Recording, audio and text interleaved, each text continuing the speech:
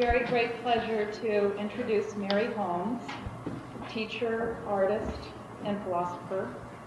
Mary studied cultural history and painting in Berlin, Paris, and at the Art Students League in New York. Prior to joining the faculty at UCSC, she taught at the University of Iowa, Ohio State University, and here at UCLA. In addition to teaching in classroom settings, she was a pioneer in using television as a medium to reach students and produced award-winning shows both in Ohio and here in Los Angeles. She also taught for many years at the free Penny University, which was founded by Paige Smith. Still is teaching. She is a well-known artist whose paintings have been exhibited widely. We owe Mary's presence at the Santa Cruz campus to founding provost Paige Smith and founding Chancellor Dean McHenry, who recruited her in 1965. Mary's teachings was an integral part of the intellectual environment of the early years of the campus, and her impact on students was undiminished at the time of her retirement. The planning of this event allowed me to look back on what made Mary's teaching so particularly special and memorable. Many of us had our first encounter with Mary through her paintings, which were hanging in the stair hall in the Cal Administration Building. And thinking about it, I realized that the work that we saw is really a key to Mary's importance to all of us in studying art history, because studying with her art was not something that was happening in the past and it stopped, but was an alive tradition whose works came through into the present day. Please join me in welcoming Mary for her discussion of the end of art. The way in is the way out.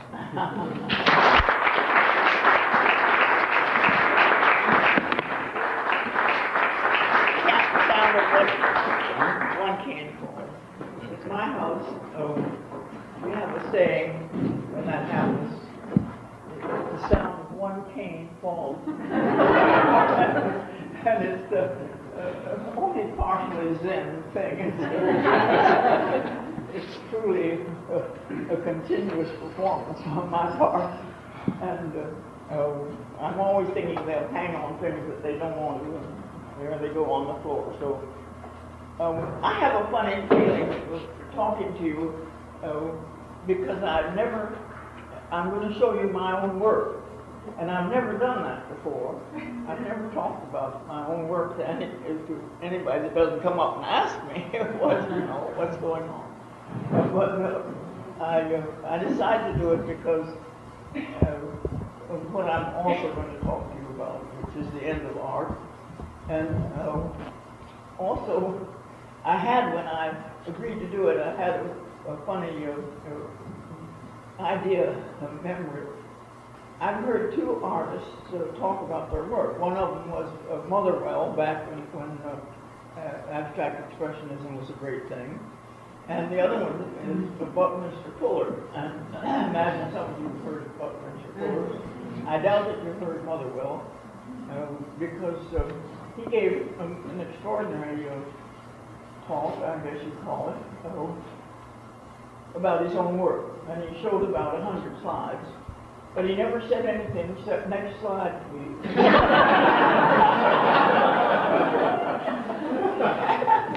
As this went on, 25, 30, 40, 50, 60 slides, next slide, please.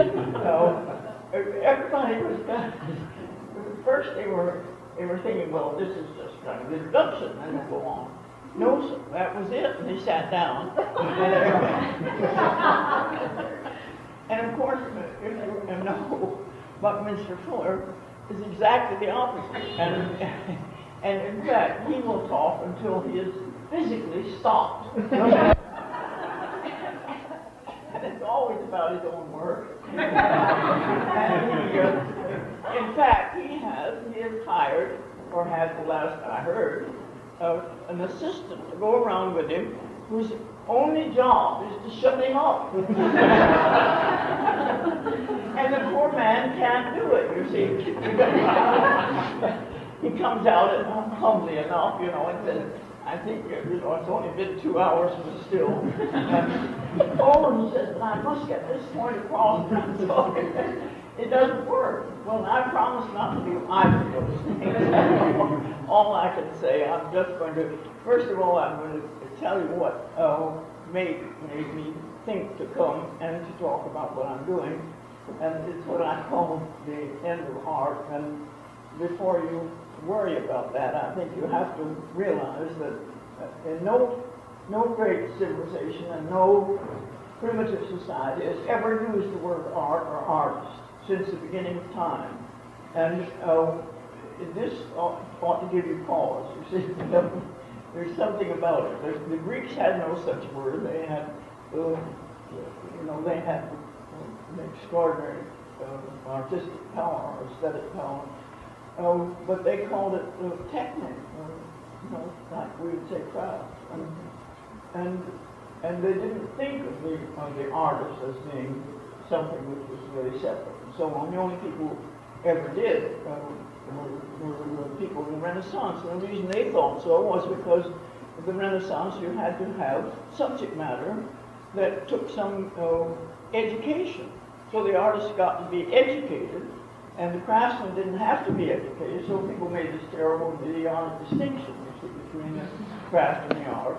And the result was that gradually all craft leaked out of the art, and the craftsmen tried to leak in a little art, but they were not too successful at that because they were perfectly honorable what they were doing anyway. So that condition, I think, will cease with this, with our general, well, probably with the 20th century. I always say that by 2050, the word art will seem very quaint, and the idea of artist will seem even quainter. And there won't be any such record, but that's on the principle that there will be some new revelation that will make enough difference to people. So the artist at the present time is in an extremely difficult position, you see, because he's expected to be an artist. And we have to make up what it is to be an artist, and he has to make up whether he can manage it or not, or how he can do it. And so it becomes a very chance and difficult kind of thing. Actually, any great idea about art, or any civilization which develops art, every single one does. One thing that you have to know and you have to believe is that no human being has ever lived a whole 24 hours without art. It's impossible for us to do that. And we all do it. Some people, of course, are nicely hooked into their radio, so they're saturated with art. And with music, and other people are all saturated with the image. The image just comes flying at us all the time, and we all just feed on it, devour it, consume it in every way, whether it's movies, television, advertising, paintings, whatever it is. It makes no difference. We never live without some connection with it. Just impossible. But it's true of every single person. People that you think don't care about art are sitting there listening to their radio or have girly pictures in their toilet. You know, that is, and it means a great deal to them. It certainly means a great deal to the girlies that they're in there, at least it should. So it is just that we are that kind of a creature that must have art all the time. When we think of it as making something, making a picture, making a piece of music, making whatever it is. And I believe that there has never been a human being who didn't want to make something and make it right. And whether it's a pie or a house or whatever it is, this is the only way that you can comfortably say that we are made in the image of our Maker, because our Maker did nothing but make. That's what he was doing, you know. And he made the world, he made us, and he made everything else, and we have to sit around and imitate it. So sometimes it's quite successful, and sometimes not. But nonetheless, we want it, and we try to. And ability to live without any kind of image is, I think, is simply beyond us as human beings. I think that's what we are and what we need and what we have to have. And furthermore, we will invent if we don't have any. I mean, our marvelous gift, to believe that there is some meaning in things and that things can be explained. Many years ago, I had the great pleasure of going to a magician's show and coming down the stairs after from the balcony. There were two, what seemed to me then, very aged ladies walking in front of me, and one of them said, how did he cut that girl in two? And the other one said, she must have been paralyzed.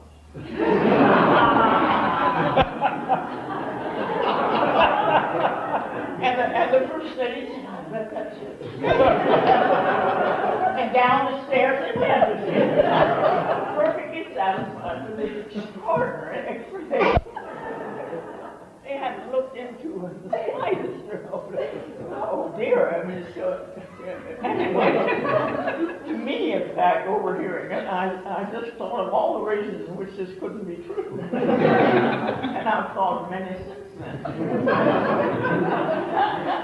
But it's a touching and endearing and just a sweet thing to me that people so long for meaning and are so willing to settle for really a pretty shabby one.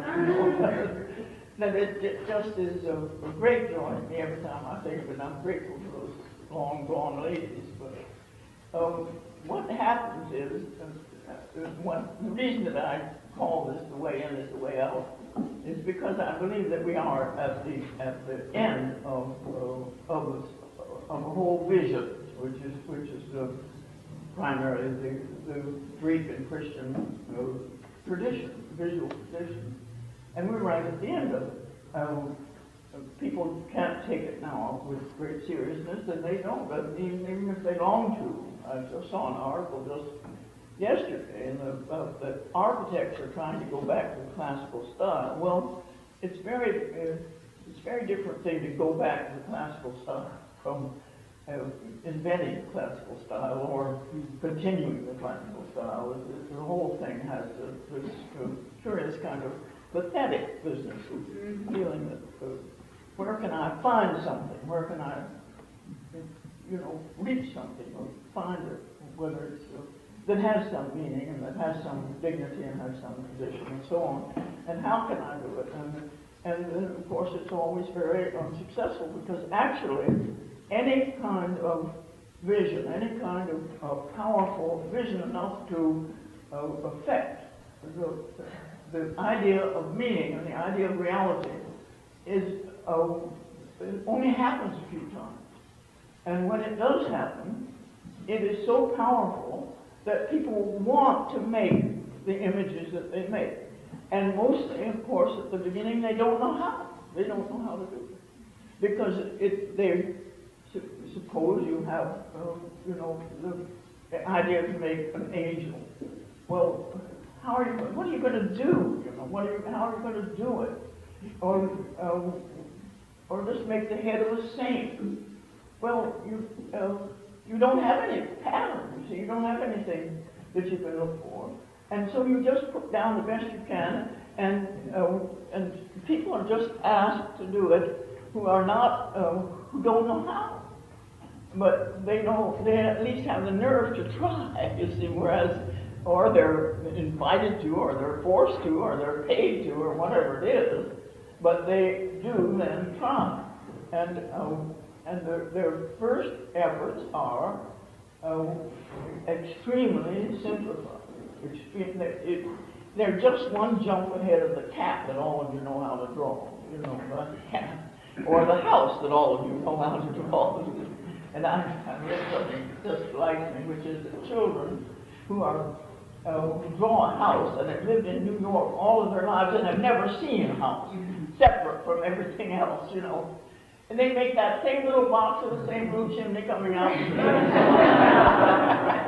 And and little windows on either side of the door, as if this was some, the great archetype is just born into people's brains of what a house ought to be, even if they've never seen one. So, but it's that kind of, they want to set that down, the thing that they believe and that they can see, and they don't care that it's not really terribly good, because that's not the point.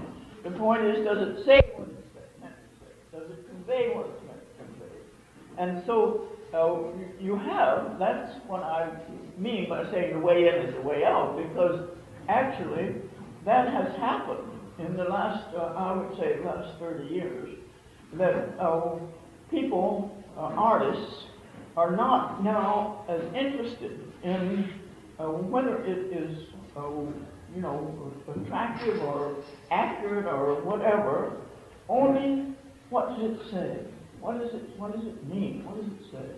Now, this was a great scandal of the Whitney show last year, because everybody had simply made propaganda, what we used to call propaganda, and it was propaganda. It was propaganda for feminism, propaganda for multiculturalism. It was, and you see, when that happens, what you have to do is write something as well, because any image at all that you have is so ambiguous that it can always mean a dozen other things, or it at least can't mean just one thing. And if you want to convey just one thing, you've got to add words. It's one of my favorite thoughts is of people. You've seen the sign, go this way, exit or whatever it is, and it's a hand. But if you were a manicurist, you'd be looking at that thumb, and saying, see, did they actually cut it like that? You get your own predispositions, your own interest in life and whatever it is, forces you to see the thing that you care about, that you want. Well, in an image, it can be a dozen other things, and the poor artist can have been trying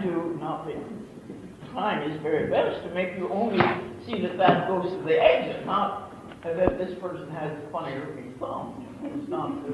It's a very, any image at all, I don't care what it is, always has these fringes of meaning and fringes of possible experience that are not, it can't be held to one thing. And the words have that too, but nowhere near as much. Nowhere near. So you'll find that there is a tendency to use words in addition to the image. And that's exactly the way art starts always. It starts in Greek art, the very 6th century things always had a name under them. It said what it is. By the time you get to the Parthenon, nobody knows who all those people are. I mean, who all those gods are. Because by that time, everybody knew what the right image was. And so they didn't have to have a name under it. They knew that was Apollo, there he has a bunch of horses, and this is somebody else, and so on. So the names go on to an early thing. When the artist knows that though he wants terribly to show what this is, and that he's got to have words too, because that he can only trust that. And so I want to show you, and that's what's happened now. You see, that's what really was the problem of the Whitney show, and it was the problem that the wonderful thing that Tom Wolfe wrote some time ago called the Painted Word. I don't know whether any of you read that, but he said that the shows in the 21st century, he's like me, likes to prophesy, and particularly comfortably distant things. Nobody's going to say, you shed so and so. And he said that the shows will be of a long, 2 or 3 paragraphs, and then a tiny reproduction of the picture next to it. so that you'll know what it's all about, and you'll get the message clearly. And then you can just look over and say, oh, I see what that is. You don't have to really worry with the right word on it. Anyway, and it is true that when you get to the point, no matter why it is or when it is, when you really want it to say something, you have to combining words. And this then can finally move where you don't use anything but words. It's very easy. But this is the condition that we're in, and it's exactly the condition that all art starts in. But it also all ends in that, you see. It's a very, and I think that we'll be able to see that, and we can look at a couple of the slides, which are from really about the 3rd century AD, 6th century AD, very early things. And can we have a start on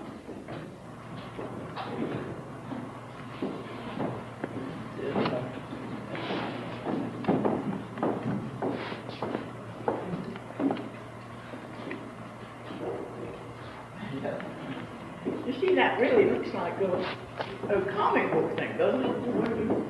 That was about the 3rd century AD, and it's supposed to be some kind of an angel.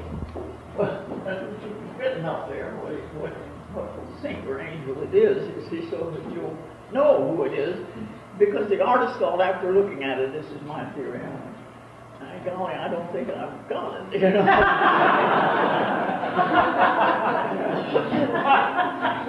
I think they'll need a little help on this one. and so he writes that across the top, you see, to tell us. And the slide is backwards, so it's backwards, but that's all right. Your Greek may be weak anyway, so. But you see what he's done. He said they're curls. Well, now, your child in kindergarten will make curls exactly like that. And the eyes are large because every human being who has ever made any kind of image of another human being or anything like a human being has made the eyes larger because, or made something that would make them seem larger because our eyes are made of something different from what the rest of our face is made of. I don't need to tell you that, I'm sure you know. But it's not only different, but it's shiny and moves around, and therefore, because it moves, it seems larger. That eyes seem larger. And people used to, when they made a statue, they put in something for the eyes, preferably a good jewel, an expensive jewel, or enamel, or something like that, to point this out. And one of the ways that you can do that is by emphasizing the eyes. But it's so interesting, that convention of the nose, a child will use right this very minute, you know, and equally the mouth, which is a wonderful little sort of Cupid's bow mouth. But the thing is, he makes this image, and then he thinks, well, it's kind of plain, and so he makes a nice ornamental border for it, you see, so that sets it off and makes it seem to belong to another world, which is what he intends. And so, with all kinds of images and symbols that add to this, so that he's trying to both intensify and thicken, really, the image, which he feels is rather plain, and yet he knows that it also needs identifying words. So that's his solution. Let's look at the next one. This one is one of my favorites because, you see, this is a crucifixion, and you know perfectly well that this person never had any training in anything at all. Maybe a brush with theology, but nothing much closer to it. And he wasn't judging it, you know, whether it was going to be pretty or nice or appealing or anything. And if you think, well, at least he had a very strong sense of symmetry, you see what he's saying. But don't be too confident that was instructed, because this is one of the extraordinary things that happens if you give painting materials to chimpanzees. They want to put it in the middle, and they get mad if you make them put it somewhere else. And then after they've got it in the middle, they want something on that corner, and that corner, and that corner, and that corner. They want it that way. And if you stop them from it, they get mad and won't do anything. and they just sit there and they won't pay any attention to your song. So they have a very, we're all symmetrical beings, and the world has a great symmetry and everything else. So you can understand why it's something that people don't need to be instructed in. They feel it and they make it. And this person felt that was, but he had a very sketchy idea of what people's heads look like. He thought if I make the eyes large enough, nobody will notice. So these creatures stare at you with these marvelous, marvelous eyes. This is one of my favorites. Well, they're all just wonderful.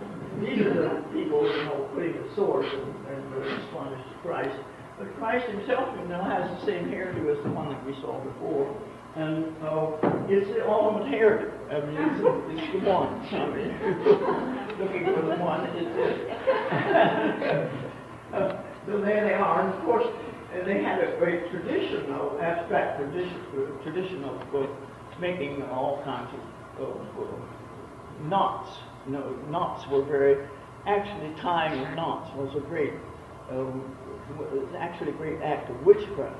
And you could tie a knot in somebody's destiny so that they would just drop dead. You'd get them so tied up, literally, as we say, that there they were. So that tradition continues then, and this is just meant to be the loincloth, of Christ. And here it is, exploding all around, and then everything. It's so endearing, it's so wonderful, but it is like a comic book. It really is, just like that has a great, and you see the last thing that he wanted to have happen was that it should be funny. I mean, that was really the last thing. And yet the poor darling couldn't do any better. You always have that nice or dismaying idea, because anytime you see something from a long time ago, you figure this is the best they could do, because that's what we try to do, is the best we can do. And sometimes it's enough to worry you. Terrible time worrying about that was, why didn't you burn it? But no, I'm not going to. Let's look at the next one. There's our familiar nose again. And the whole, but then this is in fact a letter of a few days, it says, faithful. So here, you can see what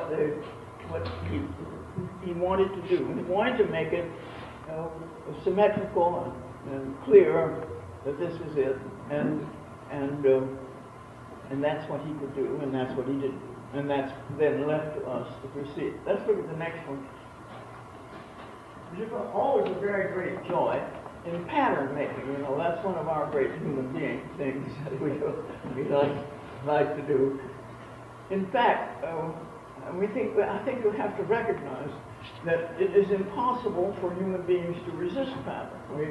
We make pattern whether we want to or not, and so do animals to a great extent too. There is a patterning aspect of whatever people do, birds building their nests, etc., or all of us as human beings. We like it and we enjoy it, and we always do and we always have. And here's this wonderful night on a wonderfully patterned up polka dot horse, and then all of these clothes have that too. Everything about it. We enjoy it. We like it. It does. It's because, of course, it's order. It has a quality of order, and that's one of the things that we always, as human beings, always want. And we always want it to be slightly threatened, but not threatened enough to destroy it, just enough to see it. And I'm very proud to say that at UCSC, where I was teaching, one of the mathematicians is now famous for having discovered that there's no such thing as chaos. I don't know whether he came to this conclusion after living in Santa Cruz. which seems perfectly possible to me. And anyway, I think it's delightful that Santa Cruz would be the source of such an extraordinary statement. There is no chaos. That's all there is to it. You think it's chaos? No, you're wrong. It's ordered, but it's of a special kind. It's just delightful to think of it. But this is a very human thing. We see order, we know order, and we like it to be of a very special kind. We don't want it to be totally ordered. We want a little sense of the station order. Let's look at it. And gradually, you see that changes, and you begin to have a kind of psychological, and this is only by the 5th century AD, 6th century AD. So it's had 100 years since that first, it's had about 300 or 400 years since that first thing that we saw. And what's happened? Well, you see, it's come to greater, closer terms with two things, with the aesthetic quality, the quality of ingratiation and beauty, and also with the actuality of human beings. So that this comes, though this is not meant to be, this is meant to be a semi-divine figure, it partakes of the human. It's very decidedly. Let's look at the next slide. And of course, part of this is the whole mystery and paradox of Christianity, in which Jesus is seen as divine but human.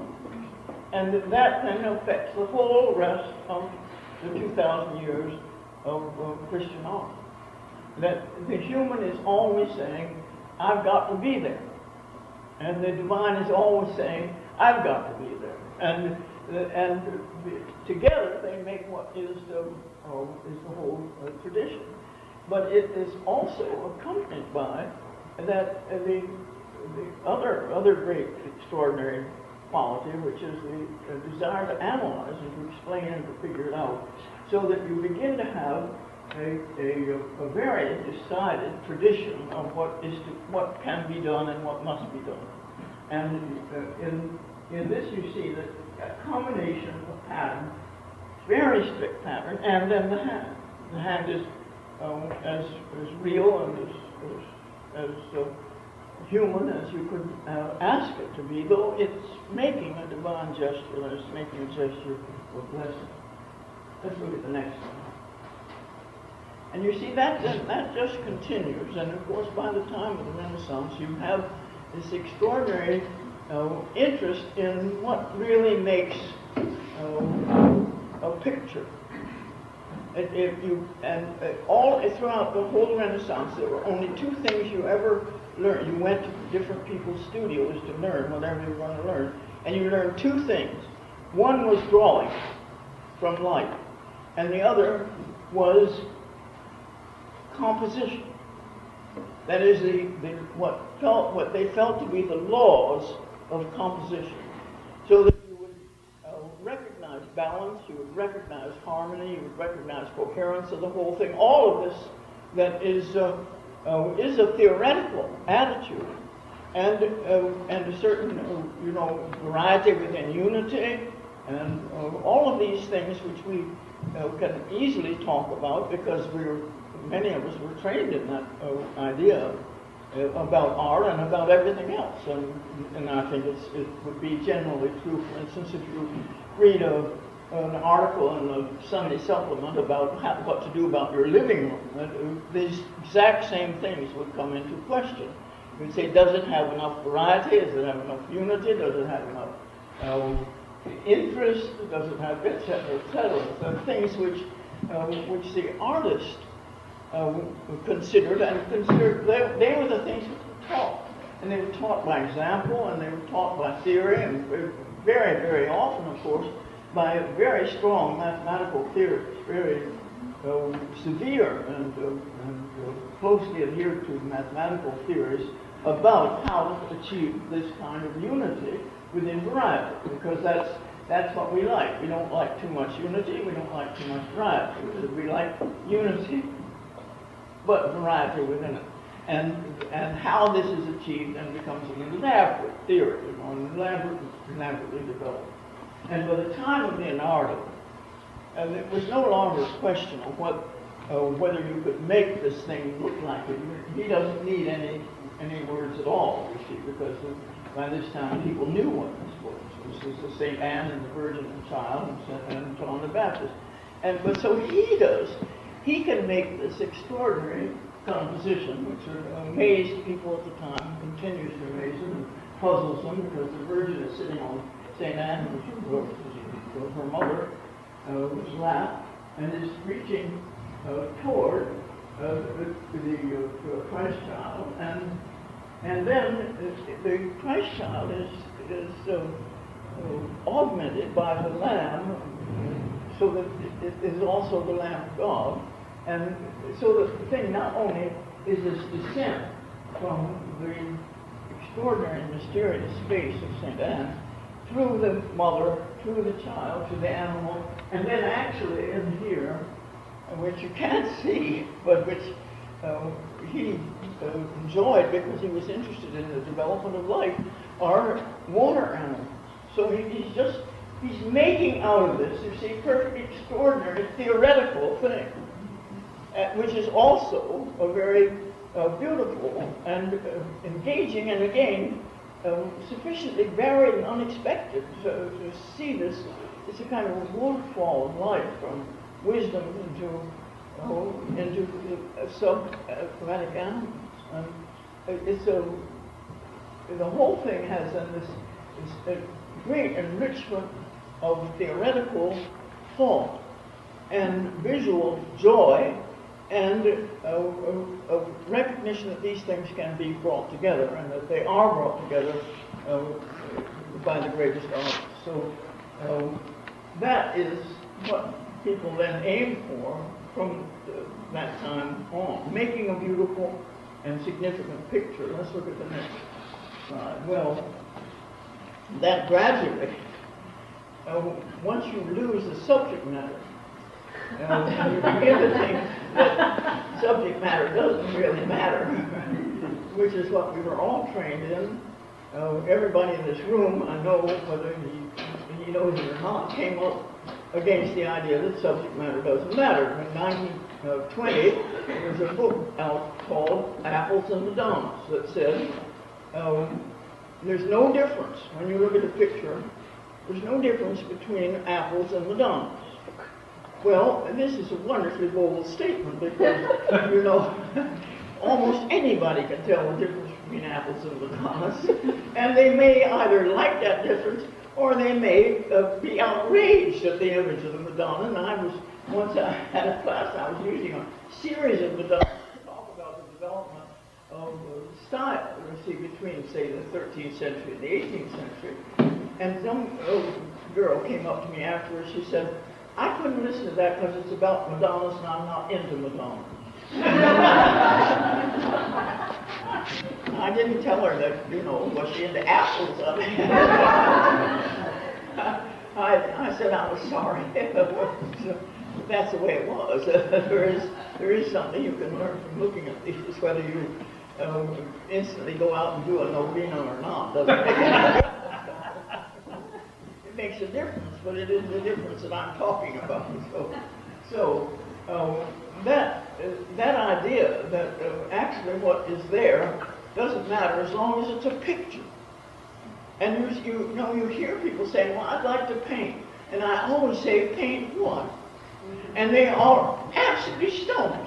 They don't have any idea of what they want to paint. But they want to paint. And they want to have a picture that's painted. And it's an extraordinary thing, because it's a complete divorce from what anybody's actual experience is. I thought that this would come to an abrupt end with the marvelous defense that the curator who put on a Mapplethorpe show said to defend it. He said, now these are studies in black and white. And if you notice the texture on the head of this bullwhip, which happens to be up this gentleman's rear, is actually quite interesting compared to the texture over here in the upper left-hand corner. Who's interested? Anybody of any human actuality or human experience cannot look at that as though it's a study in black and white. You just cannot. It's ridiculous to ask anybody to. Absurd. And they won't do it. Now, the thing is, you can so browbeat the poor darlings that they don't say, they just say, I don't know anything about art, and try to get out of there. But that's, you see, it's just an idiotic thing in which you pretend that this doesn't make any difference, that it's just a picture that counts. And of course, that begins in the 19th century, really begins in the 18th, but it developed fully in the 19th century when you get, Whistler's Mother. You know the title that he put on it. Arrangement in black and gray, wasn't it? Well, nobody stood still for that, you see. Oh, that's Whistler's Mother, right? and nobody calls it as an arrangement of black and gray, or brown and pink, or whatever it is. Anyway, you cannot actually brainwash people into doing that. You can brainwash their social aspect so that they will all say, oh yes, very interesting arrangement, yes. But you cannot erase from their minds their whole human experience by saying this to them, and they won't do it. That's all there is to it. But if we reach a point where people think of a picture as a picture, and not anything having to do with any. In fact, if you say, what's it about? Everybody looks down their nose and says, well, really, it's not about that. It's not. It's a painting. It's a picture. And that idea persists. You see, these are wonderfully cool, collected, and anybody that looks at them knows that there is here an extraordinary kind of cleanliness or of sharp cleanliness. I don't know that it's a world of extremely strong values of having to do with exactness, neatness and exactness, and its beauty is that, and its interest is that, and that's no question about it. Let's look at the next one. Whoops. Well, I've got a little thing to make it go up I can find it. Yeah, you tried first. I'm trying. I'm trying to go back. Might have gotten stuck. Sometimes get stuck. It's fine.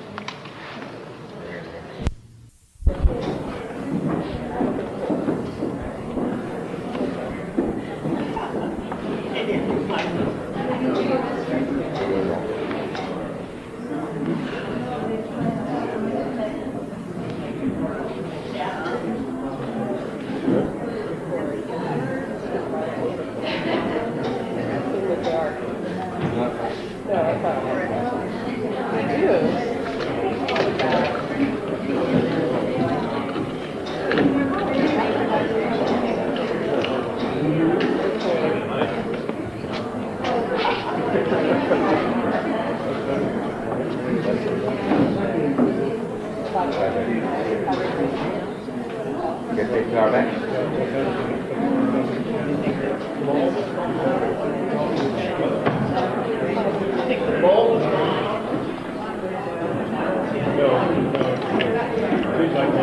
You okay down there?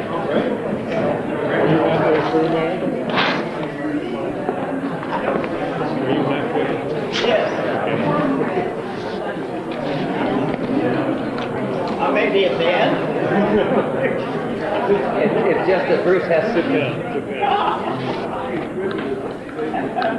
It's just that Bruce has to get the car back at a certain time.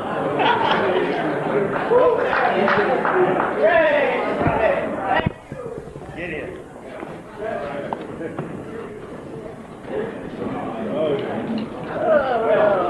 That's short, yeah.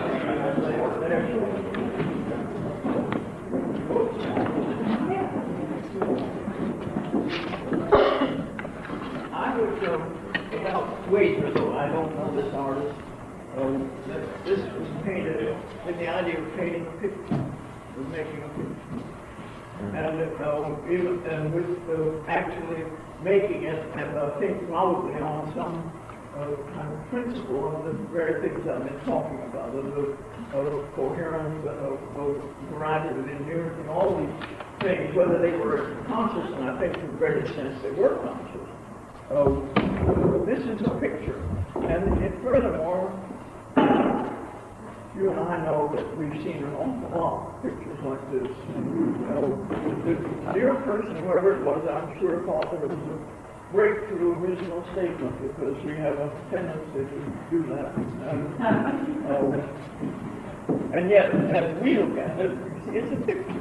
It's a picture. And then when that happens, when the meaning is gone, when the meaning is deliberately obliterated or disinterested, not even concerned with it, then what is left? Let's look at the next one. What is left, actually, is anything. Now, this slide is very nice because the person who made it made a yellow square in the middle, and then some cat or somebody has been walking around on it, giving great richness and variety within you, which is life's aim always. So it's apparently the aim of slides as well. But when you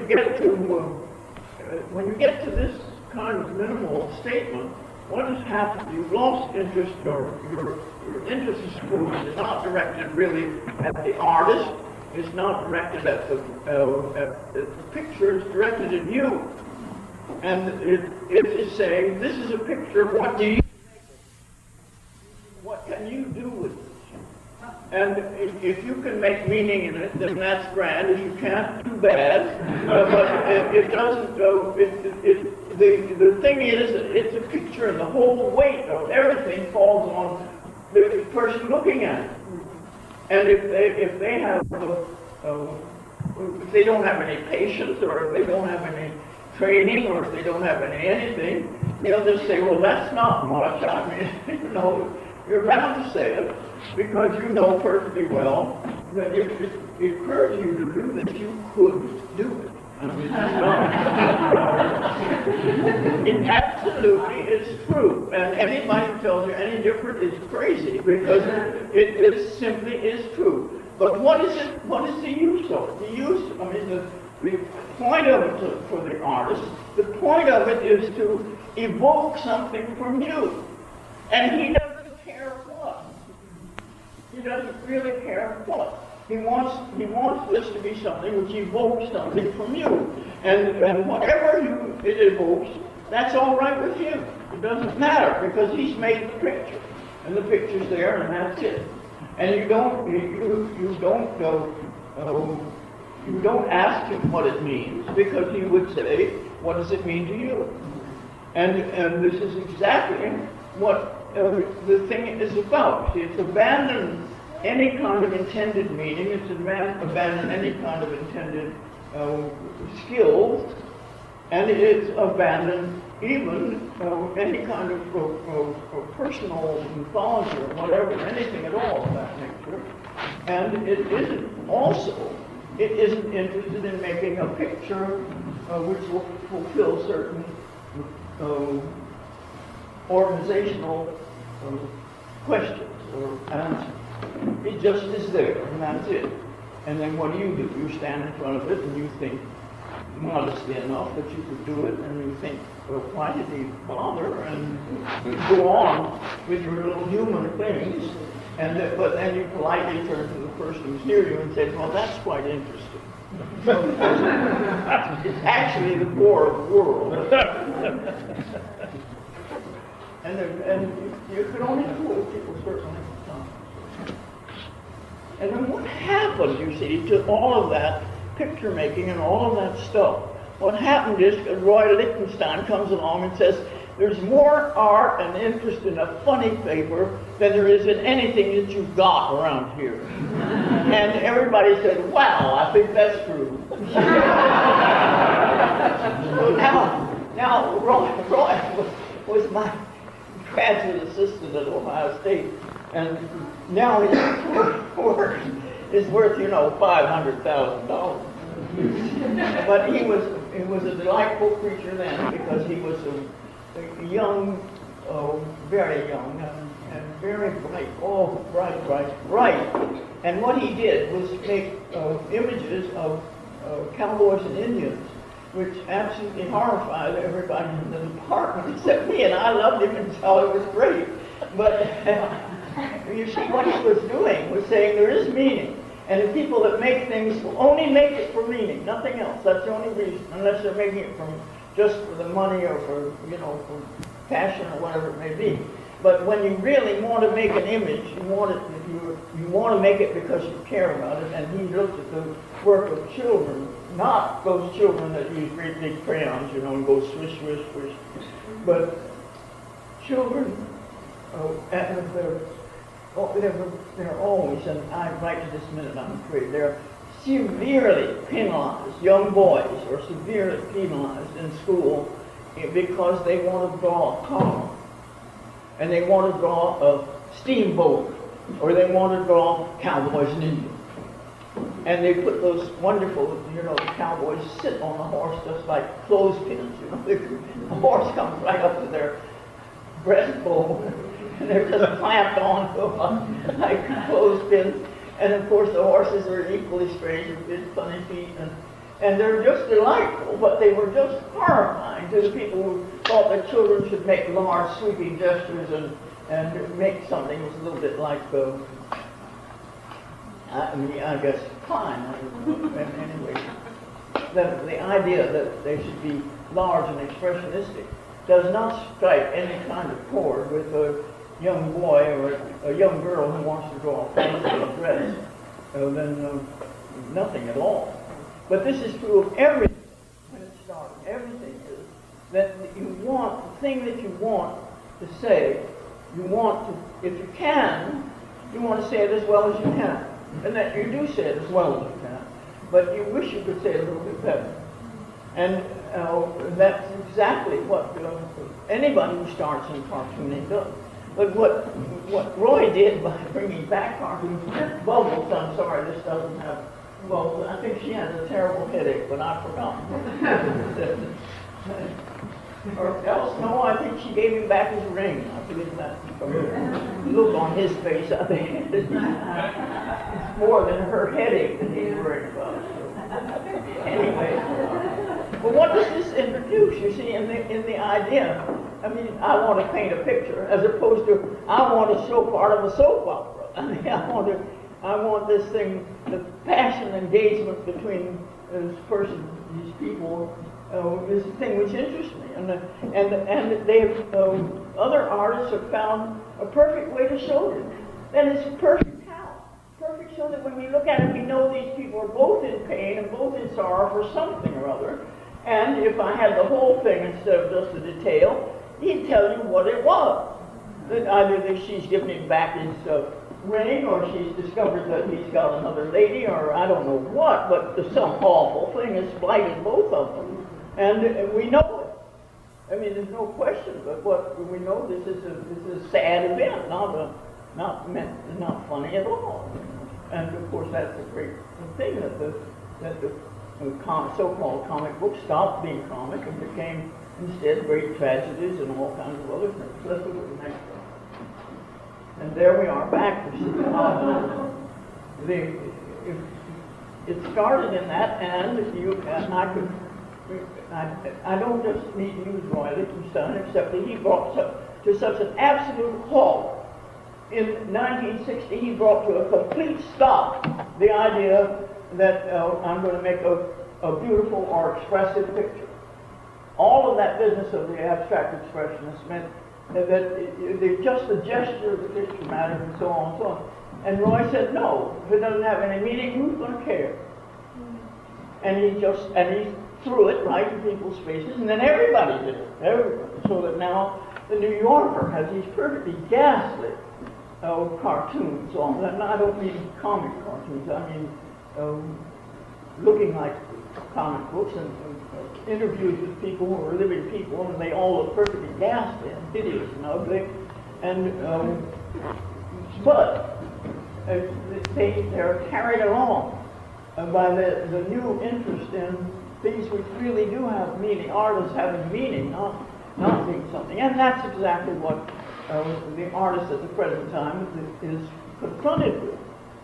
There's not any reason for him to make a picture unless he's making it out of passion and belief and interest and excitement and all of the things that are the basis of art.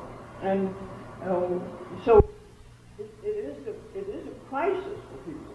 For a great and important reason which is that unless there's something which catches you and sweeps you along with it, we are actually individually very rarely able to care that deeply about something, anything, and to be interested in it that much.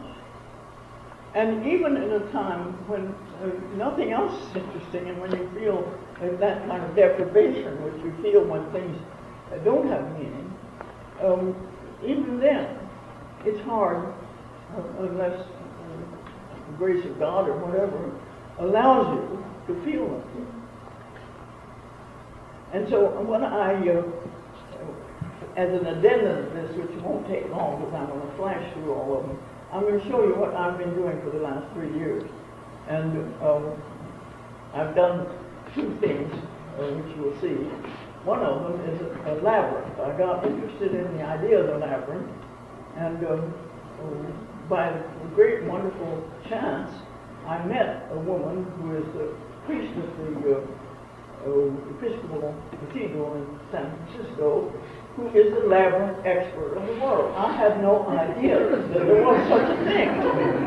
You see, it's just exactly, I mean, we live in such a diverse, in such a, enormously rich time, that somebody can be absolutely the greatest one on steamed clams, and you won't know anything about it. I mean, you may never had a steamed clam, and you don't feel that you can really judge them. And, but here's this person who's known all over the world for her steamed clams. Well, this is just part of it's just like this. Who would know there is a woman living in San Francisco who is the labyrinth expert of the world? Nobody. And she came by because she knew somebody that I knew, and she had just put in a labyrinth in Alaska, and she was on her way to put a labyrinth in North Carolina. And 2 months ago, she'd put a labyrinth in Scotland. I mean, I just sat there, absolutely dumbfounded. I didn't know anybody else was remotely interested in labyrinths, and I thought, I'd like to have a labyrinth, And I didn't know it, behold, here comes this lady. It's absolutely full of labyrinths, and it was such an extraordinary thing because she was, when I said this idly, to a friend of mine, she said, I know a woman, the labyrinth expert of the world. She happens to be down in the Big Sur giving a workshop on labyrinths, and I'll ask her to stop by. And so there I was. I mean, suddenly, see what had been a kind of a drifting idea, like you'd say, well, it'd be fun to rent a Mercedes. I mean, I don't know what. No, sir, there she was on my doorstep, full of plans and things. It has to be like this, and it has to be like that, and so on. And so I, in natural old academic nonsense, I went dashing to all of the libraries I could to find all of the articles on labyrinths, and a great number. And I learned all kinds of things, such as that there's the profoundest difference between a labyrinth and a maze, and the labyrinth is the most ancient form. The labyrinth is the only form that all human beings have made, all civilizations, all primitive peoples, all whatever, have made over probably 20,000 years. And they're all the same. They're all the same. And you see, this is, and nobody knows. The second part, which is most perplexing, is nobody knows why anybody made one. Including me.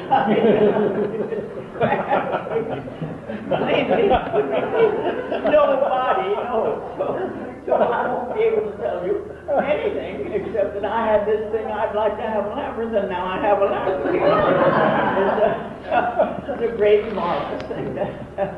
But it's also an excellent. Every single cathedral had one, every little church had one. That's all of Northern Europe. Every place in Rome had one, back when the Roman Empire. Every place in Greece had one. Every place in Egypt had one. Every place in Japan had one. And the Southwest Indians now, and have been for as long as they've been here, weaving into their baskets, at the bottom of the basket, a labyrinth. And now, what does this mean? And don't ask me, but it gives you room for endless speculation. And particularly when people say, well, it's the path of life, you get, and it's fascinating because you enter always up the third turn, and you're thrown out by the path, you're thrown way out, and then you're thrown back, and then suddenly you're there to the center, because you're angels to get to the center. And so you know what happens, because that's what happens. But why did those cave people draw one on the caves? See, they weren't to walk, they just drew one on the caves. And many others. Nobody knows. And I don't know. So I chose as the labyrinth that I wanted. It's 20 feet square. Let's look at the next slide. Yeah, this is by Philip Guston. You see where he's just turned to comic books at the end of his life. He turned to them. Not out of certainly out of yearning, because he began life as a cartoonist. But at the end of his life, after being, prominent in every 10 years, at the end of his life, he did what we're like a comic book. And why? Because they have meaning. Let's look at the next one. There's my labyrinth. And you see, you go right out this door, and you go up to 1, 2, 3rd turn, and there you are. Start on that. So don't worry, there'll be another one that doesn't inspire you to bend your neck so much. But this does show you at least the labyrinth and the wall and the garden and the chapel behind it. Because all of those I've done in the last 3 years. And also it shows you something else, which is important for you to know, that this was and is a construction site. And the only time it ever got cleaned up in the last 3 years was when my granddaughter decided to get married here. And so we hid everything behind all the other things. And as soon as she was safely married, we dragged them all out. So it's just you can think, which is actually not true, that they took forever to build the cathedrals, and though this is rather modest in those terms, it's going to take forever. So it may never be finished. But the labyrinth is finished. The labyrinth is, and the difference between a labyrinth and a maze is that a labyrinth has only one path, so you can't get lost. And a maze has to have walls, either hedges or actual walls, because then you can make a mistake. You see, you go in, you think you're going to be able to go through, but you can't. It's a dead end. So you have to turn around and come back. That's not true of the labyrinth. The labyrinth, you see, just goes right straight ahead. Now, I have a rather, I don't know how to describe, well, it's impossible to describe my feeling about my own labyrinth, because there have been, endless numbers of labyrinths in the last 40,000 years, and none of them had any drawings on them. And mine has drawings on the whole thing. And I had a nice man who put down and none of them, I think, were ever pink. And this is pink. So you're looking at a unique object. Well, every object is unique, but you're looking at a unique labyrinth.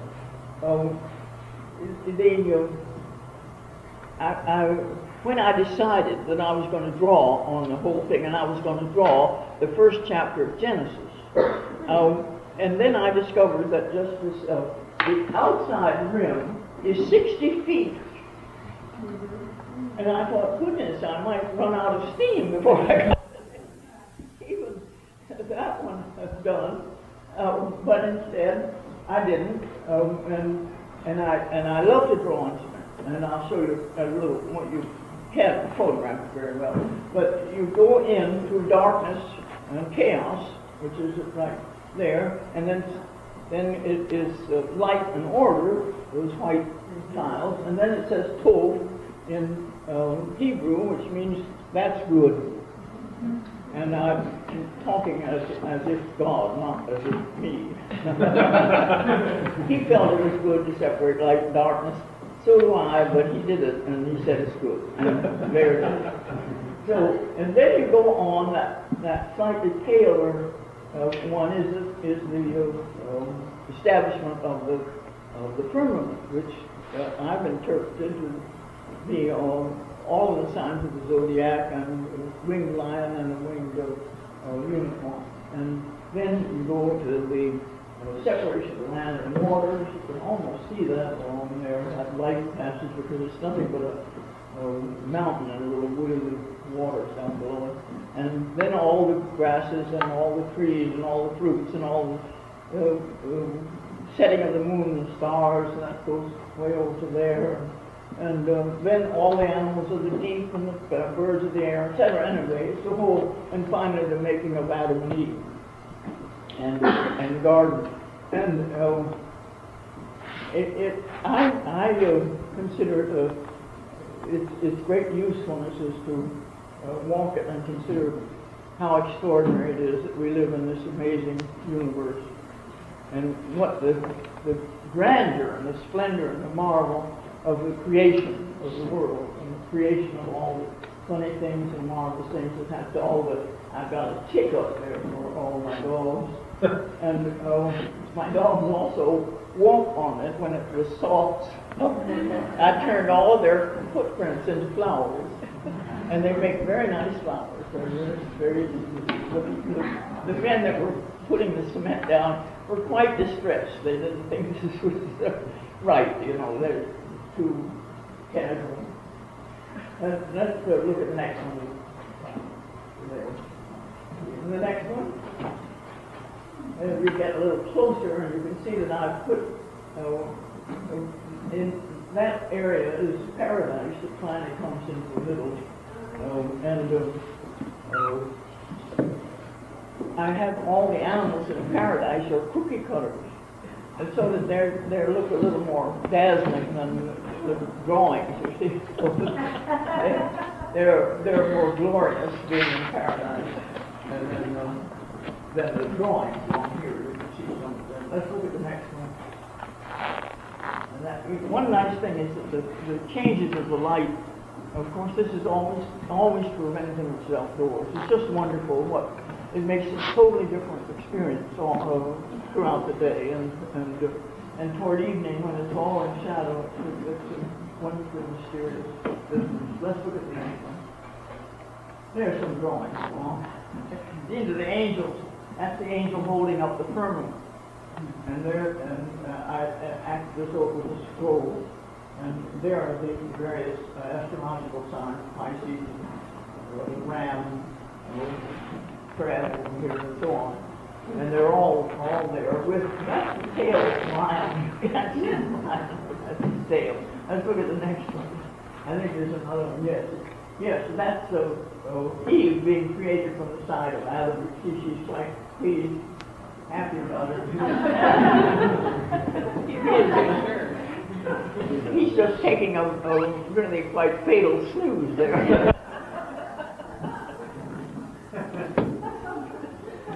Let's look at the next one. Well, I think while you're looking at that one, it doesn't matter. You can see it here.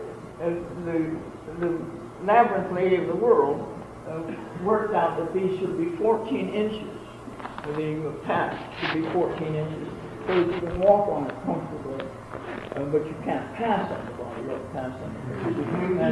And in between it would be 1.5 inches. And what I put in between was the wonderfully colored gravel that comes in aquariums. So it gives it a slightly bluish green look to go with it.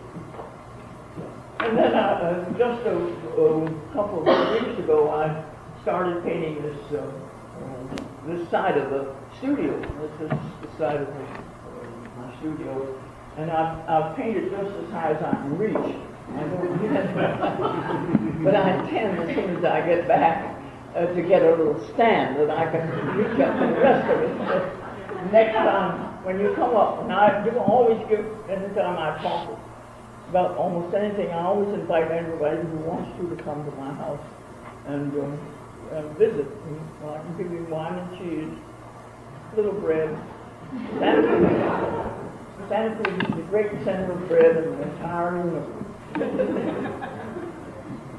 So, but when you do come see me, there'll be a sun up there, and that's over the tree of life. That image of the tree of life is one of the oldest images in the world, and nobody again knows what those two white animals that are always eating the leaves of the tree of life. We don't know who they are, you know, and nobody knows who they are, but they're always there eating the tree of life. So that again you can work out there. I just invented the ladies who are going to have musical instruments. Let's look at the next. And there's another aspect of it, the horses and the predator and the prey. Let's look at the next one. We made the garden and the wall that we make bottle walls all the time, all over where I am. And any time that there's a chance to make a bottle wall, we make it. That is, we put bottles in cement, and the sun comes through and they're marvelous like jewels. It's very, let's look at the next one.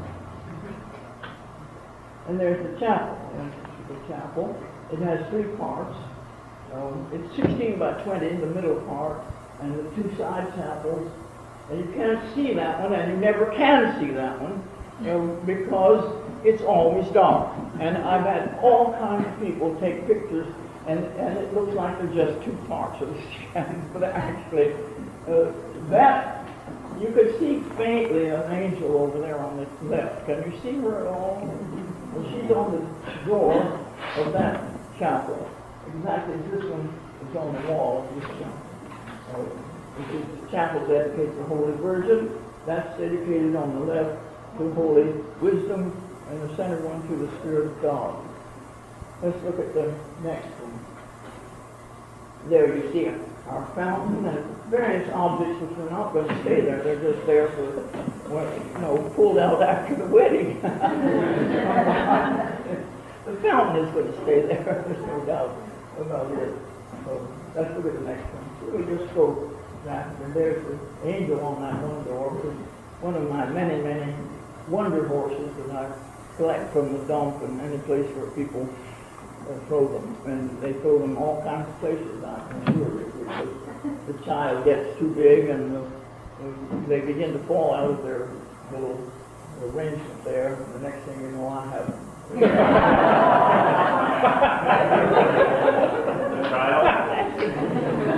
That's actually true. I mean, not only do I collect all that I see, but now I have many people, like the fancy people, I have going around looking for wonder horses in the dump. And they come up with one every once in a while, often enough so that the place is covered. Anyway, there you see that. You see also that this is all right in the middle of nothing. I mean, this is all right in the middle of nowhere. Let's look at the next one. There's the pediment of it. And two things. The great thing about it is that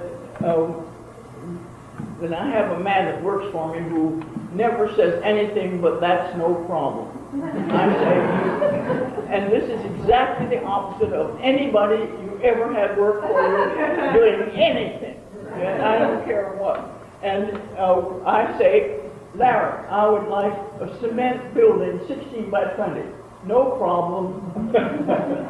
Well, you see, many people would feel there are quite a lot of problems in that little arrangement, but not Larry. No, sir. Right. He went right ahead and built it, and that's it. And he'd already built me a dairy along the same principle, and nothing happened to it in the great earthquake, so I was quite trusted on it. Now, two great things. One was that near there's a place called Little Baja, and there was a man who had a great eye, and he would find wonderful things in Mexico and bring them back up and sell them to me. And then one time, he had an even more extraordinary and wonderful thing. He bought what was ballast from a ship that had used as ballast the cement casts of Spanish Romanesque cathedral. The images from a Spanish Romanesque cathedral. So my chapel has Spanish Romanesque cathedral sculptures, and who would think? You know, there I am living in the middle of nowhere in California, and I have Spanish Romanesque. Well, it's just a great joy. It's just a blessing from heaven, nothing else. And then also, he got things from Mexico, like Madonna Guadalupe.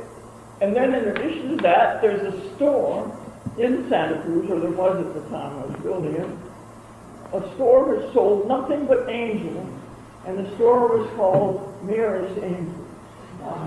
And so I just go down there and buy it out every day. And this was it, you know, it was it. Because these are angels from Mira's Angels, and they are made in the Philippines by people all living in one tiny village in the Philippines who have been making sacred images for 100 years, and so far have never seen a Barbie doll. And this is, I tell them every time I go, I tell Mary's Angels, don't let them see anything. I mean, don't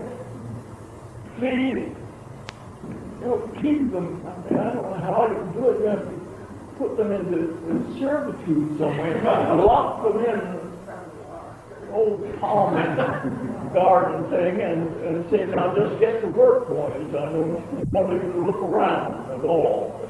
And so far they haven't. So you have these wonderful angels. Let's look at the next thing. That's the pediment. And then these are my drawings of angels in cement covered with redwood. And one says in the middle is light and light. Quotes, H, that's not photography. And Zoe, Zoe means light, so you know, because you know zoology. And zoology is the study of life. So that's what it is. There we are inside. Now it's impossible to photograph inside, so we'll go into this very rapidly. It's dark as pitch most times, and when it isn't dark as pitch, it's blazing with light because the sun is setting, and so everything is just in a state of complete glaze. These children will see that it has figures all along that. Those are two separate paintings. Not just one. One is the Pope and one is the faith. But the ceiling is great joy. Because that really honestly.